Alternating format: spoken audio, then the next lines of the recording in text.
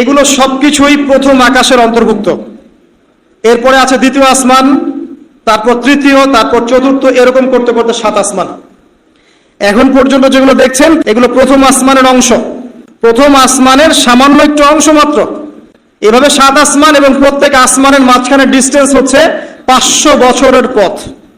7 আসমানের উপরে আছে কুরসি, ওয়াসিআ কুরসিয়ুহুস সামাওয়াতি ওয়াল আরদ।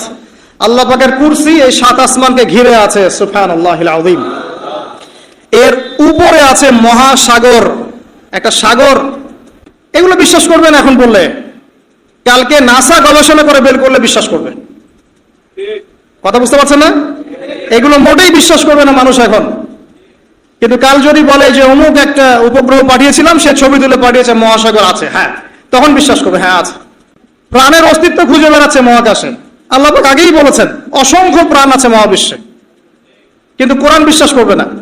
তখন মানুষকে বলবে একটা গ্রহের সন্ধান পেয়েছি, গ্রহের মধ্যে হুর পড়ি আছে, যাদের ওড়না দিয়ে এমন সুগন্ধ বের হয়, যার ওড়নার কোনা যদি পৃথিবীতে নামিয়ে দেওয়া হতো তাহলে সারা পৃথিবী সুগন্ধে ভরে যেত। তখন মানুষ বিশ্বাস করবে।